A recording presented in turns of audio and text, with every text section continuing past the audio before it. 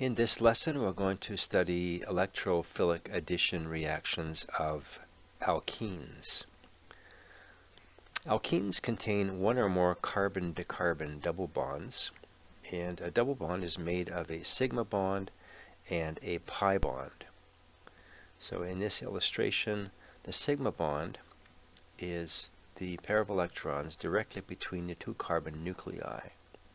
Now, alkene carbons are sp2 hybridized carbons, and each sp2 hybridized carbon has an unhybridized 2pz orbital that overlaps above and below the sigma bond, creating the pi bond. Alkene pi bonds are electron rich. They are relatively weak bonds, and that makes alkenes nucleophiles, or electron donors. And these pi electrons are donated to electron acceptors, which we call electrophiles.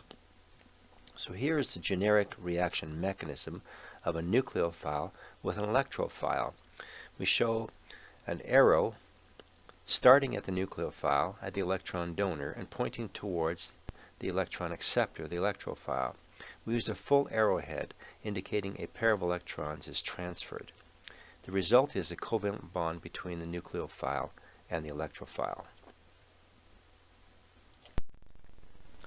Let's look at the general mechanism for alkene electrophilic addition reactions. As just stated, alkene double bonds are electron rich, they are nucleophiles, they are electron donors. And their pi electrons will bond with electrophiles, which are electron acceptors. Take a look at this mechanism. The alkene carbon-to-carbon pi bond will break, and these two pi electrons form a sigma bond with the H+, the hydrogen ion from HBr, and they convert the alkene into a carbocation. The carbocation intermediate is now an electrophile. It's electron deficient, and it receives a pair of electrons from bromide, the leaving group that's formed when HBr splits. Bromine takes the pair of electrons. It's now the nucleophile. It donates electrons to the carbocation electrophile, forming 2-bromo, 2-methyl propane. 2-bromo, 2-methyl propane. Alkene electrophilic addition also works for HCl and HI, although it's a little sluggish, and so phosphoric acid is added to generate the H+, and potassium iodide provides the iodide. Note again the mechanism of the nucleophilic electrophilic reaction. The nucleophile donates a pair of electrons to the electron acceptor, as we saw here. And this is really no different than the acid-base reaction, in which a base donates a pair of electrons to the acidic hydrogen, and hydrogen, being monovalent, can't have two bonds at a time, so it must break its bond with this nonmetal, and that's our leaving group, A-.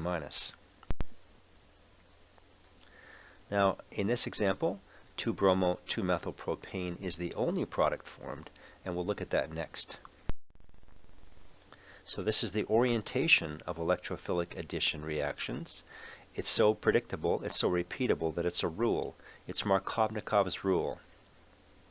And this states that the more stable, more substituted carbocation intermediate is formed, with the result that the halogen, here's the halogen, attaches to the more substituted carbon. Well, what am I speaking of here? Look at the doubly bonded carbon on the right side of the carbon-to-carbon double bond, this one here. This doubly bonded carbon is unsubstituted. That means it has the maximum number of hydrogens a doubly bonded carbon can have, 2. It's got 2 bonds here. It can only have 2 more. They're both hydrogens. We say that this doubly bonded carbon is unsubstituted. Now, the doubly bonded carbon on the left side of the double bond is disubstituted. In other words, 2 hydrogens are replaced or substituted with alkyl groups.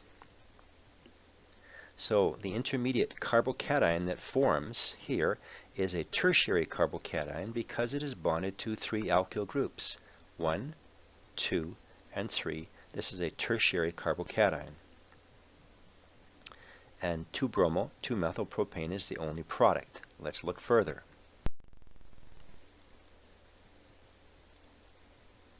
The orientation of electrophilic addition, Markovnikov's rule, we're going to look at it further. It states that the more stable, more substituted carbocation intermediate is formed with the result that the halogen attaches to the more substituted carbon. So if you look at the reaction below, it does not occur.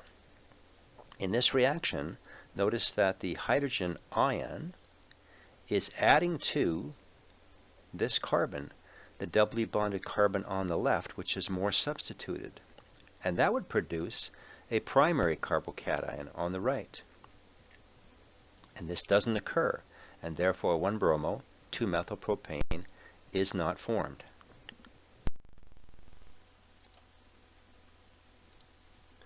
These next 4 slides explain the relative stability of carbocations and the mechanisms of carbocation rearrangements by the hydride and methide shift.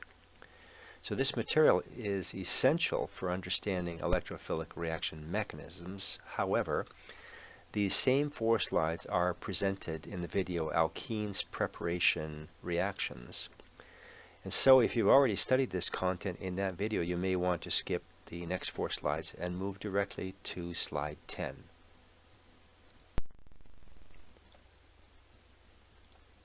Well, the next question would be, why is the more stable, more substituted carbocation intermediate formed with the result that the halogen attaches to the more substituted carbon? Good question. Take a look at this reaction energy diagram. On the left side we have the energy of the reactants. In the middle we have the energy of the intermediates. And at the right we have the energy of the products. Note that the tertiary carbocation intermediate has a much lower activation energy, or energy hill, compared to the primary carbocation intermediate activation energy. And so the reaction will follow the lower energy path, producing the low energy path product. That would be the Markovnikov product. So Markovnikov's rule restated is the first atom adds to the less substituted alkene carbon, producing the more stable, more substituted carbocation. Well, we've just stated that a tertiary carbocation is more stable than a primary, and for that matter, more stable than a secondary carbocation. So the next logical question will be, well, why is that true? Well, there are 2 reasons given. It turns out that carbocations are stabilized by inductive effects and hyperconjugation with alkyl groups. Let's look first at the inductive effects.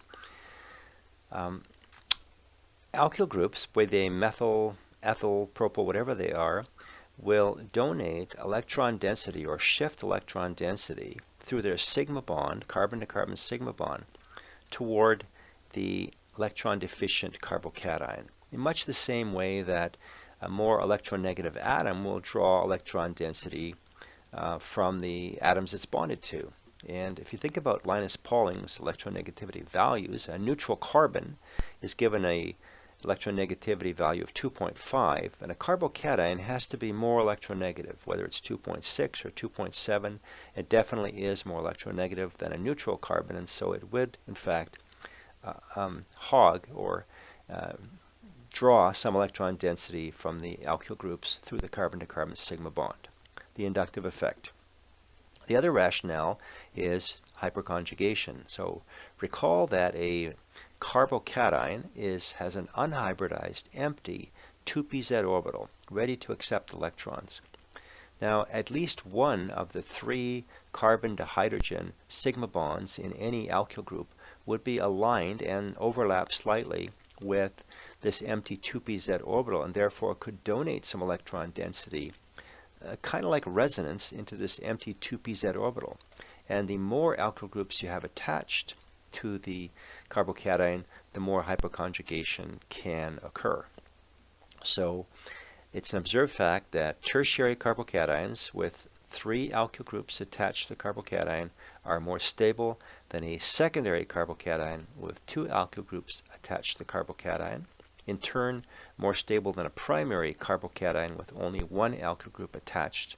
And in turn, more stable than a methyl carbocation with no alkyl groups attached, only 3 hydrogens.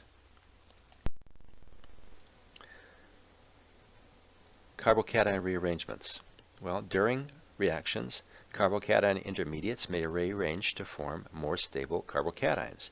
That is, a primary carbocation will spontaneously reform into a secondary carbocation, and that may spontaneously reform into a tertiary carbocation by one of 2 mechanisms, what's called a hydride shift or a methide shift. Now, hydride is the anion of hydrogen. Notice this has 2 electrons and a negative charge. It's actually hydride, not hydrogen. Similarly, methide is the anion of a methyl group. This carbon actually owns 5 electrons. It shares 3 electrons with the 3 hydrogens and owns a pair. It's a carbon anion, a carbanion. So let's look at the mechanism of a hydride shift.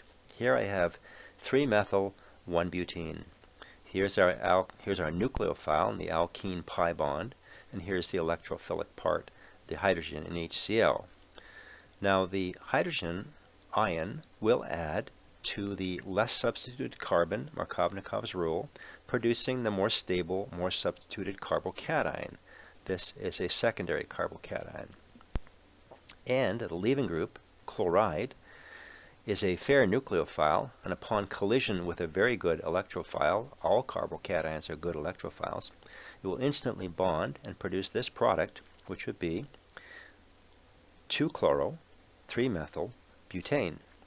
But only about 50% of the product is 2-chloro, 3-methyl, butane. Some of it is 2-chloro, 2-methyl, butane. How does that form? Well, it turns out that right next door to this secondary carbocation is a tertiary carbon with a hydrogen on it. And that hydrogen, with its pair of electrons, and that's what this arrow is showing, it's right from the bond, not from the hydrogen, but from the bond, we're saying that the hydrogen and its pair of electrons will shift over 1 carbon. Here it is attached, and that produces a more stable carbocation. This is a tertiary carbocation because it's bonded to 3 alkyl groups. It's a spontaneous and unstoppable reaction. And when chloride collides with that carbocation, we get this product, 2-chloro, 2-methyl butane. Now, as a general rule, mixed products will form when carbocation arrangements occur, and the major product is usually the one that's formed from the more stable, more substituted carbocation, and the minor product is usually the one formed from the less substituted carbocation. In this case, it's roughly 50-50. Well, that's a hydride shift. What about a methide shift? So here's an example of a methide shift. 3,3 dimethyl 1-butene. 1, 2, 3, 3 dimethyl 1-butene reacting with HCl. Here again is our electron donor, our pi bond. Here's our electron acceptor. Following Markovnikov's rule, when this pi bond opens, the hydrogen that combines will add to this carbon the less substituted carbon, so double bond CH2 becomes single bond CH3, producing the more stable, more substituted carbocation. And the leaving group, chloride, when it collides with this carbocation, will add, producing this product, 3-chloro, 2,2-dimethyl butane. But once again, that's not all the product. We have a mixed product. We also have some 2-chloro, 2,3-dimethyl butane. How does that form? Well, notice that right next door to the secondary carbon is a quaternary carbon. And with methyl groups, one or more methyl group, and as long as it has one, that methyl group can move over with its pair of electrons. That therefore is a carbanion, a methide group. And here it is moved over, producing a more stable, more substituted tertiary carbocation.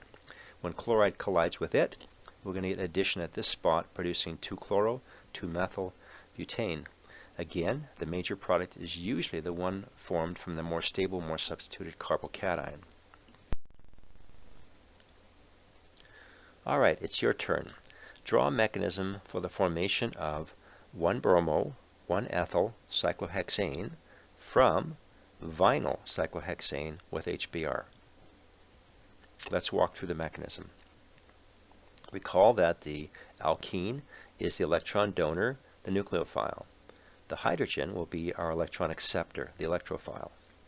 And the action mechanism is our nucleophile donates a pair of electrons to the electrophile. Hydrogen is monatomic. It can only have one bond at a time. It has to break this bond with bromine if it's going to form a bond with the carbon. And so bromine is the leaving group.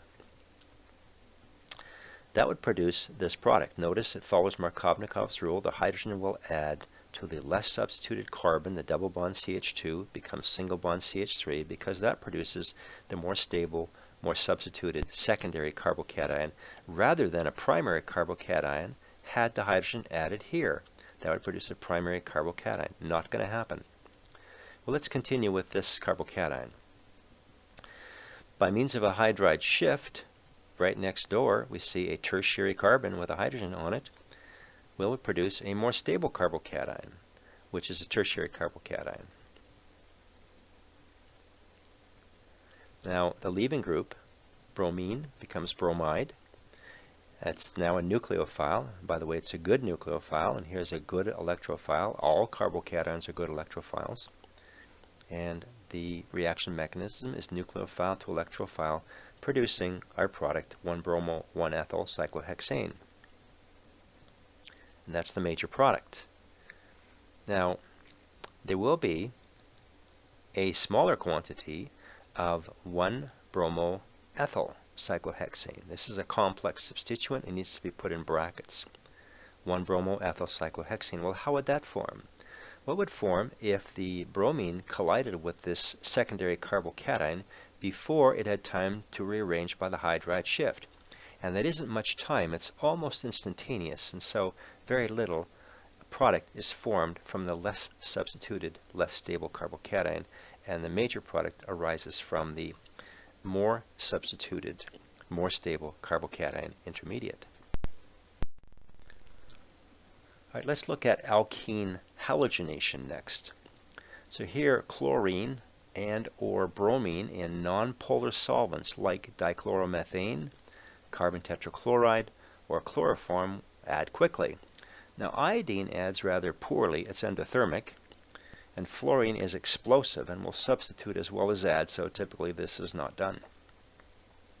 Now, as an aside, the addition of bright orange bromine is a rapid qualitative lab test for identifying alkenes. So if you're given an unknown, you can simply add some bromine to an alkene. An alkene will quickly decolorize the bright orange color, so you'll narrow down the number of possibilities of many types of functional groups to simply a few. Alkenes, for example, do this, alkynes, and a couple others that you'll learn later, but you've greatly reduced the possibilities by this quick test. Well, let's look at the mechanism of halogenation. So here we have an alkene. This is 2-methyl, 2-butene. 1,2-methyl, 2-butene. Newer IUPAC, this would be named 2-methyl-but-2-ene. So the locant for the alkene can be put at the beginning of the alkene name or just before the alkene ending name. Both are equivalent. Now we've learned that alkenes are electron donors or nucleophiles. Now bromine is nonpolar, but is polarizable. And so whichever bromine atom is closest to the nucleophilic pi bond becomes delta plus as electrons move away. The other end is delta minus. And so here's our electrophile, the bromine closest to the pi bond. There's our first part of our reaction. The pi bond forms a bond with the electrophilic bromine atom. Now, where will that bromine add? Well, it adds, according to Markovnikov's rule, to the less substituted carbon, which is the carbon on the right. Now, as bromine is being added, it loses the other bromine, and bromide is the leaving group. And bromide is, by the way, a good leaving group. The reason it's good leaving group is because its pKb is 22, plus 22, is extremely non-basic, extremely stable, and the formation of an extremely unreactive stable species is a reaction that's generally favored. Now the carbocation that forms is a tertiary carbocation. It's the most stable one that can form in the structure. Bromine has 3 non-bonded pairs of electrons and can actually stabilize this carbocation by donation, forming this bromonium ion bridged intermediate. Notice this is actually a bromonium cation. So bromide, IDE ending, is the anion of bromine, where bromonium is the cation, just like ammonium is the cation of ammonia. And this bridge is a good thing, although it may seem complicated. It actually prevents carbocation rearrangements. Then bromide, which is a good nucleophile, as well as a good leaving group, it's a good nucleophile. When it collides with this intermediate, it will bond to the carbon that was the carbocation. This carbon still bears most of the positive charge in the intermediate. Furthermore, it's anti-addition. The bromonium ion bridge on top forces the next nucleophile to come to the opposite side, hence anti-addition. Now, if carbon is going to form this bond with bromide, it has to break a bond. It'll have 5 bonds if it doesn't. So the bridge was a temporary bond that's broken and gives us this product, which is 2,3-dibromo 2-methyl-butane. And this is described as a Vic dihalide. Now, in organic chemistry, Vic stands for vicinal. In English, vicinal reminds us of the word vicinity, or in the same proximity, but in organic chemistry it means literally on adjacent carbons, and the bromines are added on adjacent carbons in an anti-addition form.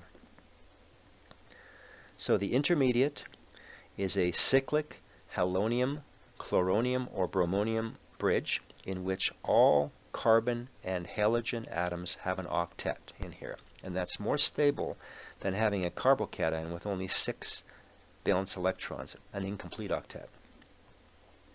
Anti-addition occurs, and in some compounds this may produce stereoisomers, as for example in cyclic alkenes, which we'll look at next. So let's look again at alkene halogenation. Here's an example of a cyclic alkene. This would be 1-methyl-cyclopentene. I don't have all the steps drawn up, but we can think it through. Here's our electron donor. Here's our electron acceptor. A pi bond will break and form a bond. Chlorine is the leaving group, leaves us chloride. Then the chlorine will add to which carbon? Well, it'll add to the less substituted carbon over here, forming the more stable carbocation on the methyl carbon, the tertiary carbon. Then a bridge will form, forcing the next chloride to add to the opposite side to the carbon that would be the carbocation. And we get the anti-addition product here, which is E, or trans, 1,2-dichloro 1-methyl-cyclopentane. So we have Z, or cis, and E, or trans. Now, a similar reaction, almost the same, is called the Halohydrin or halo-alcohol formation reaction, again using bromine or chlorine, but this time not in non-aqueous solvent like dichloromethane, but rather in water. The products are somewhat different. So when water is present during halogenation, then water competes as a nucleophile with the halide, either the bromide or the chloride, as the nucleophile that's attacking the halonium ion intermediate. And we're going to get a mixture of Vic dihalide and Vic halo alcohol product. Now, here's what I'm saying. I'm using the very same substrate, so the reaction will start out exactly the same. Here's our electron donor, here's our electron acceptor. The bromine will add to the less substituted carbon, the carbon on the right. Now that will then form a bridge, and just for sake of space and time, since I already covered that, I went directly to the bridged intermediate form. The leaving group, bromide, is a good nucleophile and would readily react with the carbocation that forms here. However, this is done in aqueous solution, and water is present. And water, although it's only a weak nucleophile, it still will react quickly with the carbocation intermediate because carbocations aren't all that fussy. They're good electrophiles and they'll react with just about any nucleophile. So all else being equal, you might say, well, bromide would have a better chance or react better than water. However, consider the odds here. Saturated bromine water, which means as much bromine as I can possibly put into water, is only 4% weight volume bromine, which means it's 96% weight volume water. And if you do the calculation, that's 222 water molecules for every one bromine molecule, or for every one bromide nucleophile that's produced.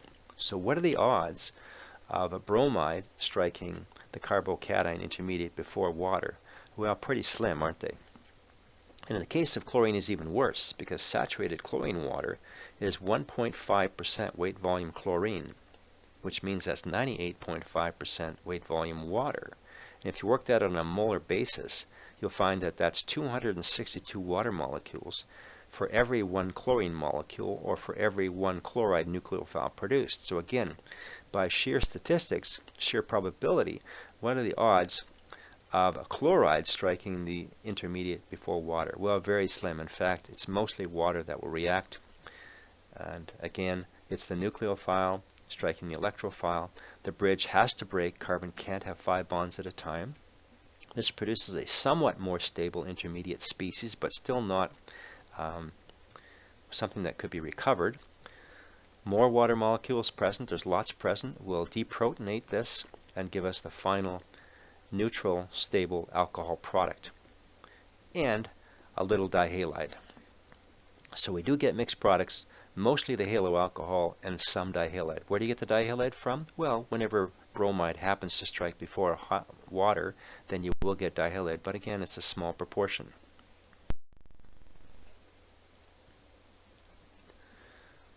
Let's look further at the Halohydrin formation reaction. Turns out that in the lab, these two reagents, NBS, N-bromo-succinimide, and DMSO, dimethyl sulfoxide, is sometimes used as a source of bromine. And in this case, the Vic halo alcohol is the exclusive product, no dihalide. Now the mechanism for that is something I'll leave to a later course. I want to also mention that a halo alcohol can be produced as the exclusive product if you use an aqueous hypohalous acid, namely hypochlorous acid or hypobromous acid. Now you don't purchase these, you create them when needed in situ. So if you take the sodium salt, sodium hypochlorite, and nitric acid, you'll produce hypochlorous acid, or similarly sodium hypobromite and nitric acid will produce hypobromous acid. Let's look at how that mechanism would work. Turns out that the halogen atom, in this case the bromine, is the electrophile, and it adds first, and it releases hydroxide, which adds last, and so this follows Markovnikov's rule, as you will see. Here is 1-methylcyclohexene. It's an electron donor, it's a nucleophile, and in hyperbromous acid, the bromine is electrophilic. It is delta plus because it's bonded to an electronegative oxygen. And our reaction mechanism is as expected. Our nucleophile donates to our electrophile. And then OH minus is the leaving group, hydroxide. Now hydroxide is not a great leaving group, to be honest. It's a strong base, and so this would be a difficult step. Nevertheless, once over the step, it continues. Since the first atom, the bromine, added to the less substituted carbon following Markovnikov's rule, the more stable, more substituted tertiary carbocation would form. And bromine, being next door to that, has non-bonded pairs of electrons, will form a bromonium ion bridge, stabilizing this against any further rearrangements.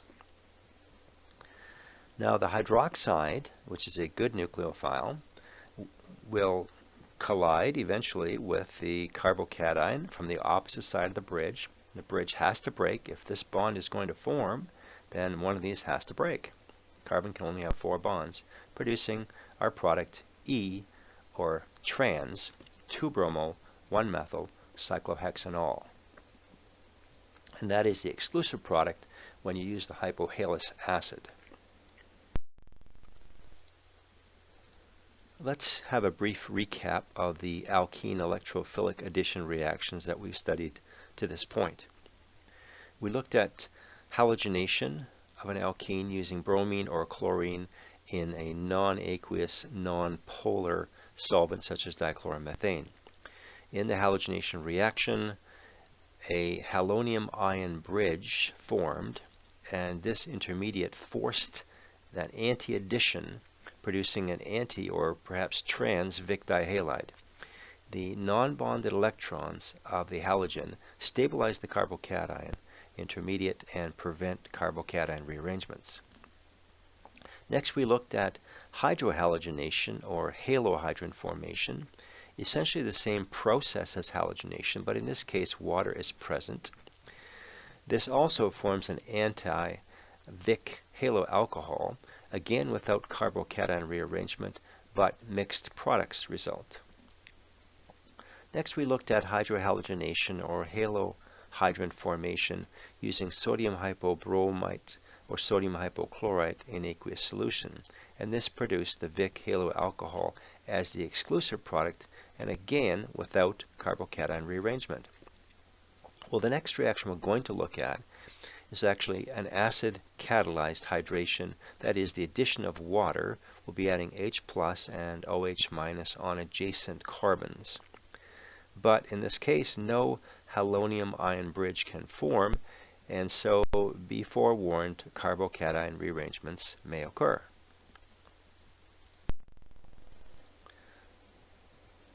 Well, let's look at acid catalyzed alkene hydration. So water with acid catalyst, upon heating, adds to alkenes producing alcohols. The mechanism follows Markovnikov's rule, but carbocation rearrangements will occur by hydride or methide shifts when? Well, whenever a more stable carbocation can form.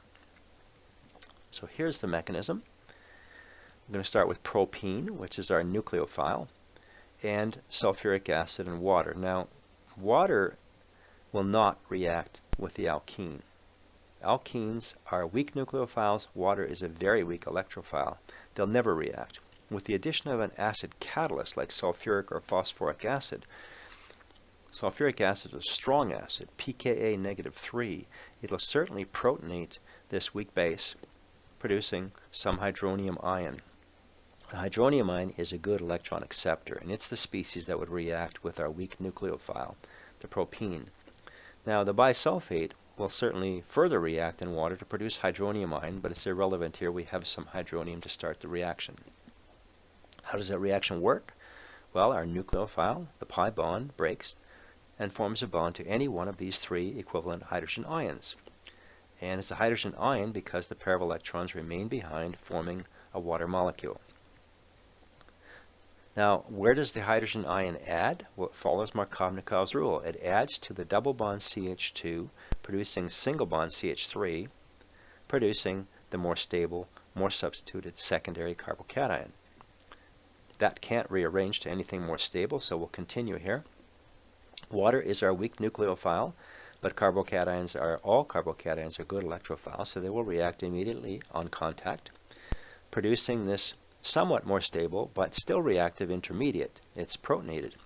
This will produce a stable final product when it deprotonates, so another water molecule can pick up a hydrogen ion from this intermediate, producing the neutral alcohol. Notice what's happened here as well. This water molecule has formed hydronium ion. So our product is isopropyl alcohol, and note very carefully that the catalyst is regenerated. So our catalyst is hydronium ion, and the catalyst is regenerated. You know the definition of a catalyst is that it's not consumed in the reaction. So in any reaction mechanism, look for a point where a catalyst will be reformed. It has to be at some point in the reaction, or it's not a catalyst. So, as I mentioned earlier, water is too weak an electrophile to react with an alkene, which is a weak nucleophile. So the reaction needs to be acid catalyzed. We typically use sulfuric or phosphoric acid. You'll have a greater understanding of why those two later on, and needs to be heated. A good electrophile, a carbocation, is formed, and that'll react rapidly even with a weak nucleophile like water. Now the reverse reaction, dehydration, is favored at high temperature with concentrated sulfuric or phosphoric acid. So time for some practice. An alkene hydration reaction mechanism. So would you write the complete mechanisms to show all products formed by hydration of vinyl cyclohexane with dilute aqueous phosphoric acid? Well, again, no reaction begins until we form an electrophile. So water, a weak base, will be protonated by our acid, phosphoric acid, producing hydronium ion. That's our electrophile. The vinyl cyclohexane is our nucleophile. The reaction proceeds as expected. Nucleophile forms bond to hydrogen in hydronium ion. That's our electrophile. Any one, they're all equivalent. Now, this hydrogen is monovalent, and so it has to break a bond if it's going to form a bond. That will generate our first intermediate. So notice, following Markovnikov's rule, this hydrogen adds to the less substituted carbon, the double bond CH2, producing the single bond CH3, which produces the more stable, more substituted carbocation. It's a secondary carbocation. And let's proceed with this first. So water is present in this because it's done in dilute acidic solution. And so water, when it collides with our carbocation, will add to it, producing this protonated intermediate, which is not yet stable. A second water molecule will remove one of those hydrogen ions and will regenerate the catalyst and produce our final product here, which is 1-cyclohexyl ethanol. Now, what about the carbocation? If you notice, there is a hydrogen right next door on a tertiary carbon, and that can undergo a hydride shift. So hydrogen and a pair of electrons can move over one spot, one carbon, and produce a more stable carbocation, a tertiary carbocation. And when a water molecule strikes that carbocation, it will add, producing this next intermediate, which will again, like the other one, be deprotonated with another water molecule, producing a second alcohol and again regenerating the catalyst. Now this alcohol is 1-ethyl cyclohexanol, and that is in fact the major product. It's produced from the more stable, more substituted tertiary carbocation, and that means 1-cyclohexyl ethanol is the minor product. So we've just looked at the acid catalyzed hydration of an alkene. Advantage being inexpensive reagents, but disadvantages that requires high temperature, and we saw that the Markovnikov alcohol is produced, but it can also rearrange by virtue of carbocation rearrangements, and so mixed products result. Here's another method of hydration of an alkene. It's called Oxymercuration-Demercuration. It produces the Markovnikov alcohol as the exclusive product through a mercurinium ion bridge, and this prevents carbocation rearrangements. The procedure is well suited to the laboratory since the reaction occurs rapidly even at room temperature. The only downside, of course, is that you're handling mercury. The mechanism is not entirely understood, but is known to proceed in 2 steps. So this, when we see 1 and 2, that means these are 2 separate steps in a reaction procedure. So step 1 is oxymercuration. The alkene is treated with mercuric sulfate. HgOAc is the abbreviation for acetate ion. Now there's some question as to whether this is ionic or strongly polar covalent, but I've drawn as if it's ionic for simplicity here. It's used in an ether solvent. This is tetrahydrofuran. THF is a cyclic ether. In this reaction, mercury 2-acetate is the electrophile, and of course our alkene is the nucleophile. The second step is demercuration, where we remove the mercury.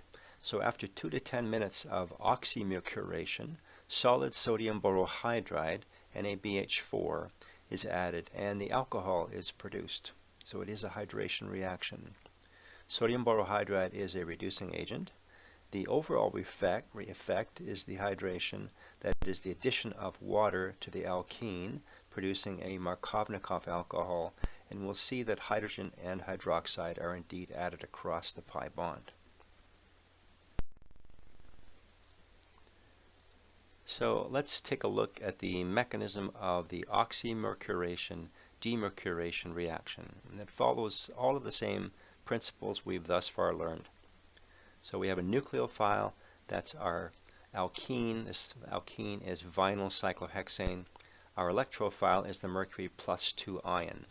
Now I've drawn this as an ionic compound with mercury +2 ion. There's not really certain whether it's strongly polar covalent or ionic, but for simplicity I've shown it as the mercury 2 ion as if it's fully ionic. The reaction mechanism, of course, is from the nucleophile to the electrophile. So the mercury +2 will bond to one of these carbons. Now which one? Well, Markovnikov's rule says it will bond to the less substituted carbon, the one on the outside, producing the more stable, more substituted carbocation. Notice that mercury +2 becomes mercury +1 when it accepts that electron pair from the alkene. Now notice right next door to the left of the carbocation is a tertiary carbon with a hydrogen on it that could slide over by a hydride shift and cause mixed product formation. However, recall that when you added bromine or chlorine that had non-bonded pairs of electrons, it could stabilize the carbocation by forming a bridge. Well, in fact, mercury has plenty of non-bonded electrons. Even mercury +2 actually has 10 5d electrons. I've only shown one pair for sake of space, and a pair of them will form an intermediate, a mercurium ion bridge. And this prevents rearrangement of the carbocation, which means we only get a single product. Now in the next step we have a nucleophile. This is done in aqueous solution, so water is our nucleophile. It's only a weak nucleophile, but again carbocations are very good electrophiles. They're not too fussy. When they collide, the oxygen will form a bond with the carbocation, and that means that the mercurium ion bridge would have to break, otherwise carbon would have 5 bonds. And that puts our H2O group in the Markovnikov position, and mercury is on the end group. Now we need to deprotonate this oxonium ion, and water, another molecule of water could certainly do that. However, I want to just remind you that we did add mercury 2 acetate, and acetate is more basic than water, so a more likely base here to remove the hydrogen ion would be the acetate ion, producing acetic acid. And that'll give us the neutral alcohol in the Markovnikov position. That's the end of step 1. We need to displace this mercury +1 ion. In step 2, we add sodium borohydride in basic solution. And the basic solution is simply to stabilize the borohydride, because borohydride is an extremely strong base and it would simply react completely, producing hydrogen gas in acidic solution. So it's just a means of producing a stable solution of hydride. Borohydride releases hydride. Hydride is our very strong nucleophile, and when it strikes this carbon it will replace the mercury.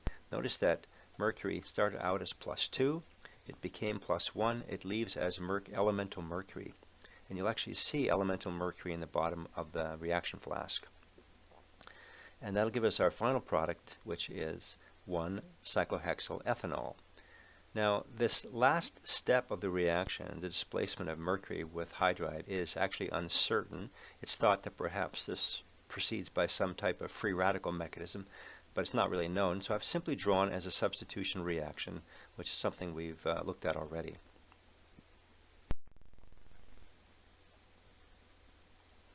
Well, so far we've looked at acid catalyzed hydration of an alkene, producing the Markovnikov alcohol, but subject to carbocation rearrangements, other alcohols may form as well.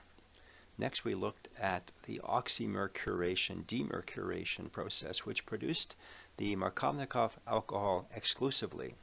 But what if we wanted the hydroxyl group on the less substituted carbon rather than on the more substituted carbon? What if we wanted the anti-Markovnikov alcohol? Well, here's a method that does that. It's called hydroboration oxidation.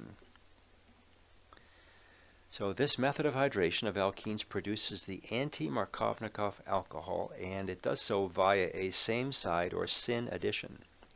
So this method is actually complementary to both the oxymercuration and acid catalyzed methods of alkene hydration. And again, hydrogen and hydroxide are added to the same side.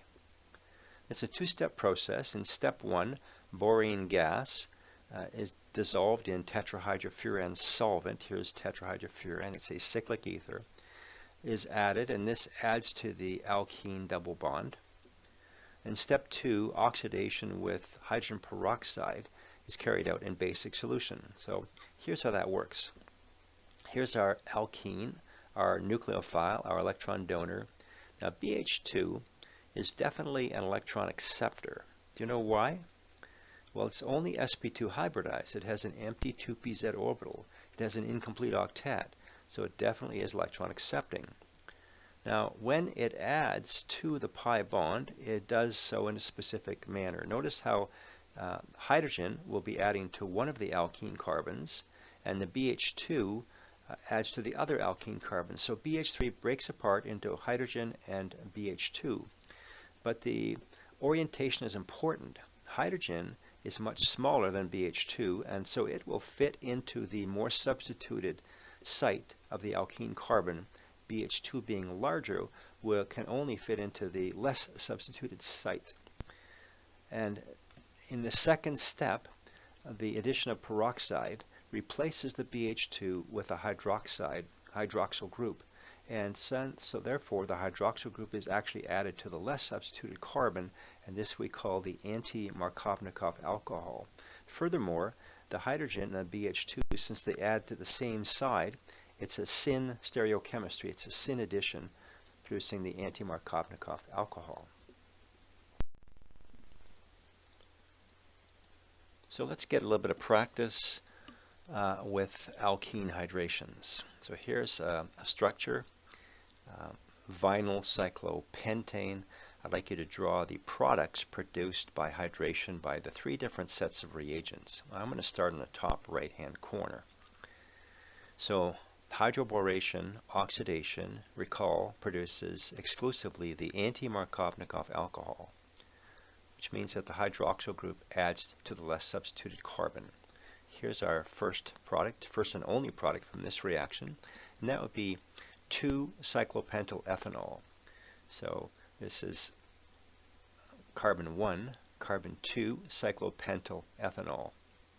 In alcohols, the OH group has priority over the cyclohexyl group. And this is our anti-Markovnikov alcohol because the hydroxyl group attached to the less substituted carbon. This is the exclusive product of this reagent set.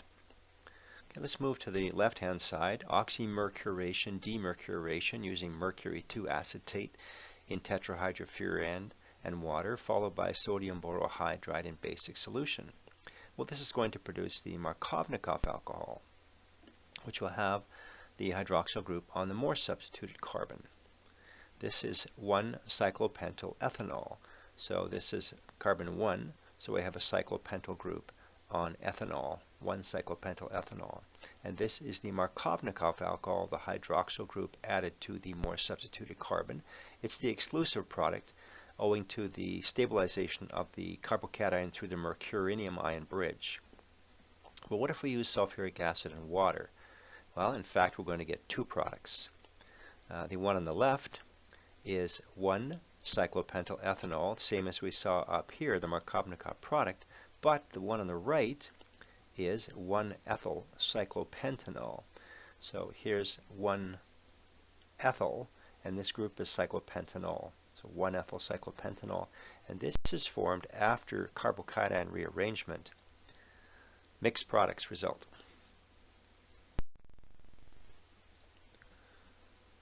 All right, let's look at conversion of an alkene to an alkyl bisulfate. So if we add concentrated sulfuric acid to an alkene, an alkyl bisulfate is produced. The mechanism is the same as the acid catalyzed hydration reaction mechanism. Let's look at that. So here we have our nucleophile or alkene, and conch sulfuric acid has a pKa of -3. It's a very strong acid, and this is a very good electron acceptor, a very good electrophile. So the reaction will be a pair of electrons from the pi bond bonds to the hydrogen ion released by sulfuric acid. Next question is, where does the hydrogen ion add? Which alkene carbon? Well, obviously the one on the right, double bond CH2 becomes single bond CH3, double bond CH becomes single bond CH carbocation, the more stable, more substituted carbocation. At this point, a nucleophile will add to the carbocation. Now the only nucleophile in the house is bisulfate. Although it's a very weak nucleophile, there's nothing else present, and so it will add, producing this alkyl bisulfate. This particular one is isopropyl bisulfate. Now if you're wondering about the structure of an organic bisulfate, think about the inorganic bisulfates you might be familiar with. So for example, sodium bisulfate. What's the difference? Well, the only difference is that the oxygen bond to sodium in an inorganic bisulfate is ionic, whereas the oxygen to carbon bond in an alkyl bisulfate would be polar covalent. Otherwise, it's all the same. So this reaction follows Markovnikov's rule. Bisulfate is a very weak nucleophile, and it only adds to the carbocation because there is no competing nucleophile. Now, conch sulfuric acid is 96% pure, and it can be made 100% quite easily by the addition of sulfur trioxide to eliminate any water whatsoever. The reaction is used as a rapid test for unsaturation. A positive test is indicated by heat release. This is very exothermic, and the alkene appears to dissolve in the acid. The next reaction is hydrohalogenation of alkenes. So Markovnikov addition of a hydrogen halide, either hydrogen chloride, hydrogen bromide, or hydrogen iodide, they're all gases at room temperature, but not hydrogen fluoride. It's too unreactive. But any of these three, in non-aqueous solvent, produces alkyl halides. So the addition of a hydrogen, hydro, and a halogen, halogenation, adds HX and produces an alkyl halide. So the hydrogen halide gas is bubbled into the liquid alkene, or if it's a solid, the alkene will be dissolved in a non-aqueous solvent. So aqueous solvents are not used because water would compete as a nucleophile, giving mixed products, as we'll see. Let's take a look at this simple reaction. Here I have propene as our nucleophile and HBr as our electrophile. And of course the reaction proceeds with the nucleophile pi bond breaking, forming a bond to the hydrogen in HBr. Then bromide is the leaving group. Now the hydrogen will add, of course, to the less substituted carbon, the one on the right here, producing the more stable, more substituted secondary carbocation. And bromide, which is a good leaving group, is also a good nucleophile. It'll quickly add, producing 2-bromopropane. So the reaction is quite rapid at room temperature. The mechanism follows Markovnikov's rule, provided that no peroxides are present. We'll speak of that next. And of course, carbocation intermediates that form may rearrange because the hydrogen added first has no non-bonded pairs of electrons to stabilize it. All right, let's get some practice with hydrohalogenation of alkenes. So draw line bond structures to show the formation of all products in the reaction below. So here I have an alkene reacting with hydrogen chloride. Now this alkene would be 1,2,3,3-dimethyl-1-butene. That would be our nucleophile reacting with HCl, our electrophile. And of course the reaction will proceed as expected. The nucleophile forms a bond with the hydrogen ion. Chlorine is a leaving group taking the pair of electrons with it. Now chloride that leaves is a good leaving group because it's so non-basic. Its pKb is +21. And the addition of the hydrogen ion to the alkene would produce a carbocation that is most stable. In other words, the hydrogen is added to the double bond CH2 on the left, producing this single bond CH3, and this double bond CH becomes single bond carbocation. So if the chloride then strikes this carbocation, you'll get a reaction where chlorine adds to this secondary carbocation, producing this product, which would be 3-chloro, 2,2-dimethyl-butane. But let's also consider the fact that right next to this carbocation is a quaternary carbon with at least one methyl group on it, and that can slide right over with its pair of electrons in what's called a methide shift, producing a more stable, more substituted tertiary carbocation, and that's unpreventable. When a chloride collides with this particular carbocation, then it'll add, producing this product, which will be 2-chloro, 2,3-dimethyl-butane. And that should be then the major product because it's formed from the more stable, more substituted carbocation, and the 3-chloro, 2,2-dimethyl-butane should be the minor product produced from the less substituted, less stable carbocation. Well, we recently saw that there is a Markovnikov and anti-Markovnikov hydration mechanism for alkenes. Turns out there is also a Markovnikov and anti-Markovnikov mechanism for the addition of HBr to alkenes. We're going to look at that one next. So it turns out that if peroxides are added or formed due to, for example, prolonged exposure to atmospheric oxygen and ultraviolet light, then HBr will add to alkenes, producing the anti-Markovnikov alkyl bromide. The mechanism involves free radicals, that is, unpaired electrons, and so that'll be discussed in detail in a later course. This mechanism is for interest only at this time. So if this represents a hydrocarbon in the presence of atmospheric oxygen and ultraviolet light, the oxygen inserts itself between carbon and hydrogen, producing a hydroperoxide. The peroxide bond is very unstable. It's probably only 35 kcals per mole to break, and so it's shown here as cleaving homolytically. These fish hooks or half arrowheads indicate 1 electron transfers, producing an alkoxy free radical and a hydroxy free radical. Either of these free radicals will react with a molecule of HBr in a single electron transfer, producing an alcohol, and a single electron transfer producing a bromine free radical. I'm only showing the free radical. You understand there are actually a total of 7 electrons. This is actually a bromine atom. This bromine free radical will add to the less substituted carbon. That's the Markovnikov rule, producing the more stable, more substituted free radical. So it turns out that the rule for stability of free radicals is the same as it is for carbocations. More substitution means more stability. Markovnikov's rule says the first atom in adds to the less substituted carbon. This is still upheld here, producing the more stable, more substituted, in this case, free radical. And so in the second step, our free radical abstracts a hydrogen from another molecule of HBr. In effect, hydrogen is added to the more substituted carbon.